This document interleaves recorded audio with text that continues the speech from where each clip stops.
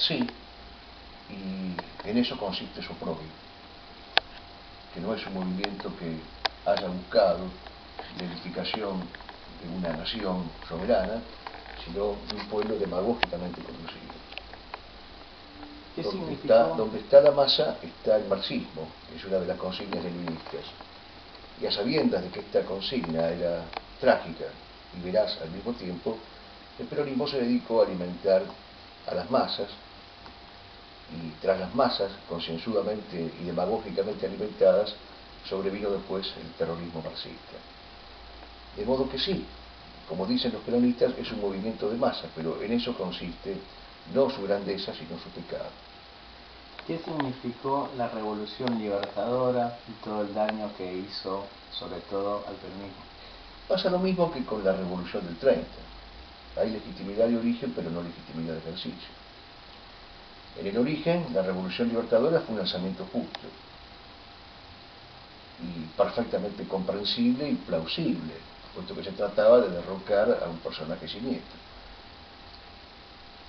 Pero esa revolución libertadora perdió su rumbo, perdió sus cauces, perdió su quicio, marginado que fuera Leonardo y su gran cabeza, y lo que vino después fue otra nueva década infame que no termina hasta nuestros días. ¿Cómo analiza la figura de Arturo Frondizi, que para muchos es un gran estadista? Bueno, ciertamente, comparativamente hablando, en relación con lo que vino después, se puede decir que Frondizi es un hombre más despabilado, pero comparativamente hablando. Pero en sí mismo no se puede decir que Frondizi haya sido un estadista. Fue un personaje más del régimen demoliberal y que sirvió en su momento desde la presidencia a los mismos intereses antinacionales que el resto de sus congéneres. Después de Caseros no creo que se salve prácticamente nadie, mi querido amigo. Yo no estoy de acuerdo con la posición historiográfica de José María Rosa, pero era un hombre chispeante por momentos, y en una ocasión dijo que las colonias felices como las mujeres decentes no tienen historia. Y la Argentina después de Caseros fue una colonia feliz, lo sigue siendo. De modo que no tenemos historia, sino una parodia, una caricatura, que hoy ha devenido en una verdadera e impúdica tragedia nacional. Entonces, por cualquier personaje que me preguntes con posterioridad a Casero, mi juicio en líneas generales va a ser negativo. Pero Carroza fue el último gran caudillo que tuvimos, el único príncipe católico que gobernó la Argentina, con su gran destreza, decía Lugones, de varón, acostumbrado al dominio de los potros. Y después de la caída de don Juan Manuel de Rosas, la patria entra en una degradación sucesiva. ¿Pero se puede rescatar algún intelectual, algún historiador? Sí, claro, se pueden rescatar muchas personas, que son todas aquellas que han luchado para que la patria no terminara como terminó. Por ejemplo, todo el movimiento de intelectuales nacionalistas que aparece en el año 1927, 1928, es muy rescatable. Todo el movimiento que aparece alrededor de los llamados cursos de cultura católica en la década del 30 y del 40 es francamente plausible y rescatable, desde ya que sí, por supuesto. ¿qué significó el daño que le hizo la subversión a Argentina? Y la subversión le hace daño a todo lo que toca y roza, porque, como la palabra lo indica, está subvirtiendo, está alterando el orden. Está conspirando contra el orden natural y contra el orden sobrenatural. De manera tal que la subversión siempre hace daño.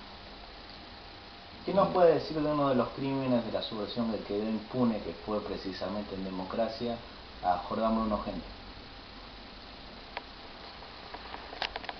En realidad los que lo mataron sin saberlo fueron causa segunda del plan de la Divina Providencia, que para él, en particular, Genta, fue lo mejor.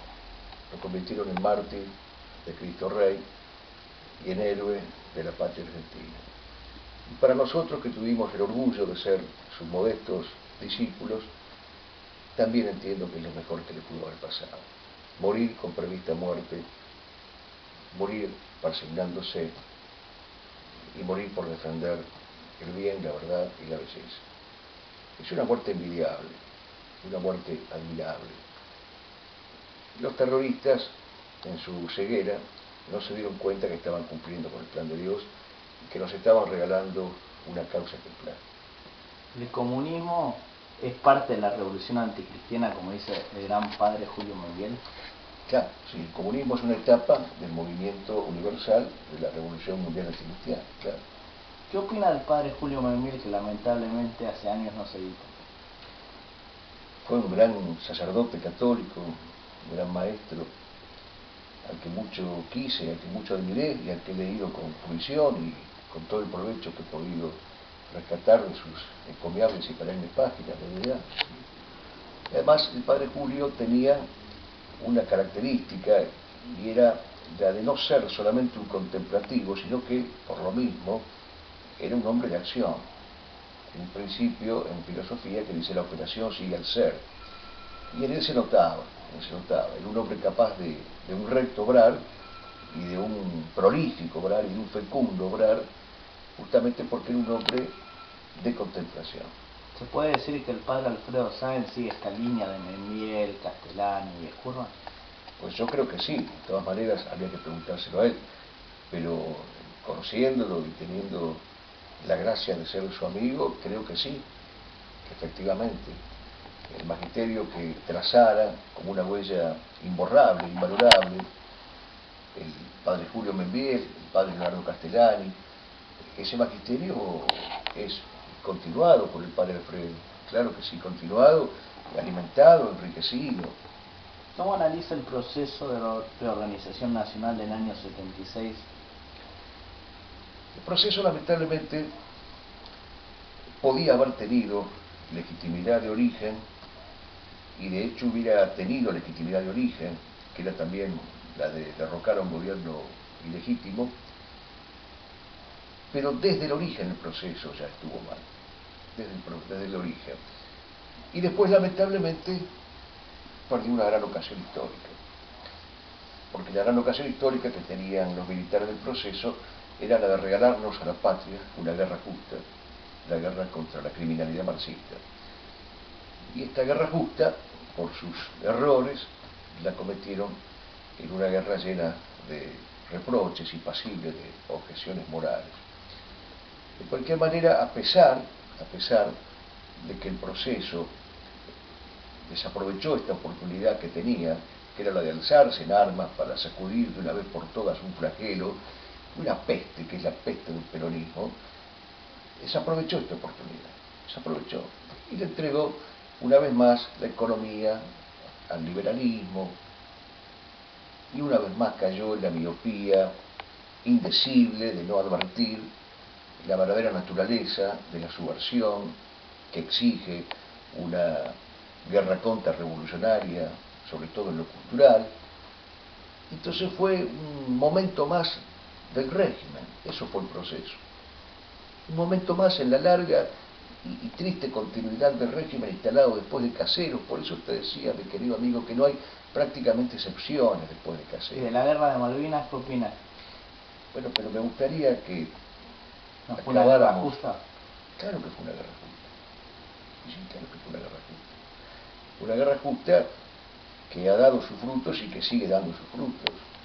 ¿Por qué piensa que hay todas las causas un proceso desmalvinizador a partir del 83, que no se toca el tema Malvinas? Porque si no se desmalvinizaba a la Argentina, no se le quitaba a la patria lo bueno que había tenido en aquellos días gloriosos y que había reverdecido. ¿Cómo podía soportar el enemigo eterno de la argentinidad? ¿Cómo podían soportar que la Argentina reverdeciera y resplandeciera? ¿Cómo podían soportar lo que Malvinas significaba? Malvinas significaba la lucha contra Gog y Magog, Malvinas significaba la lucha contra Albión.